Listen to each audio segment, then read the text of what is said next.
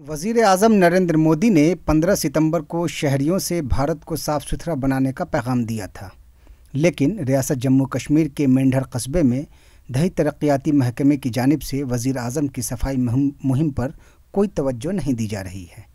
हैरत तो ये है कि बीडीओ दफ्तर के बैतुल खला बेइंतहा खस्ताहाली का शिकार हैं।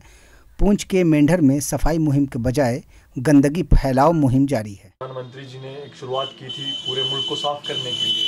उसके लिए जो मेंढर में मैं कहूँगा कोई भी इफेक्ट नहीं दिख रहा है। मेंढर में एक चीज़ है कि यहाँ पे म्यूनसिपलिटी नहीं है, यहाँ ये जो जिम्मेदारी है स्वच्छता की ये आरडीडी की है।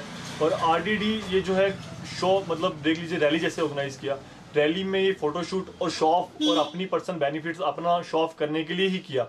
आप प्रैक्टिकली देख लीजिए तो पूरी सिटी की बुरी हालत है।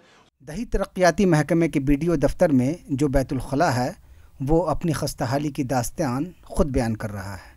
इस बैतुल खला में गंदगी का राज है, जिससे वाज़ा होता है कि आम शहरियों को सफाई का पैगाम देने वाले ही इसकी खुली खिलाफ वर्जी कर रहे हैं। स्वच्छ भारत के फ़ोटो बनाते हैं बाज़ार में, ये लोग सिर्फ ये इसलिए फ़ोटो बनाते हैं, ये अंदर की बात नहीं देखते हैं। आपको मैंने सब बाथरूम दिखाए हैं। ये हालत अगर इन लोगों की ये है तो किस बात का स्वच्छ भारत बना रहे हैं ये।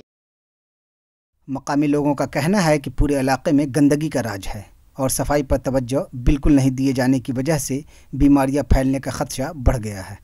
उनका इल्ज़ाम है कि सफाई मुहिम के नाम पर महज तस्वीर कशी की जा रही है। हर एक एडमिनिस्ट्रेटिव जो डिपार्टमेंट है हमारा, चाहे वो कोई भी डिपार्टमेंट था, उन सभी की रिस्पॉन्सिबिलिटी है कि हर एक अपने जो दफ्तर हैं उनकी सफाई रखनी है। ईटीवी भारत के लिए नाजिम अली मिन्हास की रिपोर्ट।